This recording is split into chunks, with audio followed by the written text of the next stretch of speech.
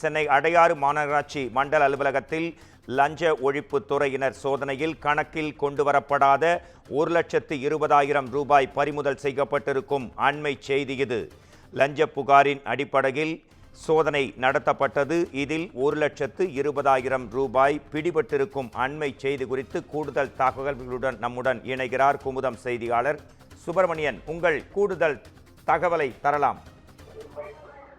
சென்னை அடையாறு 13வது மண்டலத்தில் லஞ்ச ஒழிப்புத்துறை போலீசார் சோதனை மேற்கொண்டார்கள். இந்த சோதனையில் கணக்கில் வராத 1 லட்சம் ரூபாய் பணம் பறிமுதல் செய்யப்பட்டிருப்பதாக தகவல்கள் தெரிய வந்திருக்கிறது.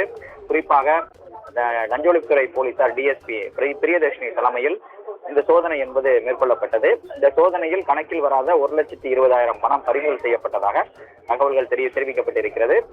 இதற்கிடையில் மண்டல அலுவலர் சீனிவாசன் என்பவர் அடையாறு காவல் நிலையத்தில் ஒரு புகாரும் அளித்திருக்கிறார். அந்த புகாரில் தங்களது மாநகராட்சி அலுவலக ஐடி கார்டை போலியாக தயாரித்து அலுவலகத்திற்குள் வந்து கார்த்திகேயன் உள்ளே வந்து அங்க இருக்கக்கூடிய ஒருவிடம் இந்த பணத்தை அவர் கொடுத்து சென்றதாக ஒரு புகார் அளித்திருக்கிறார். அது மட்டுமல்லாமல் அந்த கார்த்திகேயன் ஒப்பந்த அடிப்படையில் அங்கு பணிபுரிந்து வருவதாகவும் தெரிவிக்கப்பட்டிருக்கிறது. அது மட்டுமல்லாமல் அலுவலகத்திலிருந்து ரூபாய் 1,20,000 பறிமுதல் செய்யப்பட்ட நிலையில் கார்த்திகேயன் என்பவர் தான் இந்த போலியான ஐடி கார்டை அணிந்து வந்து தங்கள் அலுவலகத்தில் பறிமுதல் செய்யப்பட்டுள்ள பணத்தை அவர்தான் வைத்திருந்தார் என்ற ஒரு புகாரும் அளிக்கப்பட்டிருக்கிறது.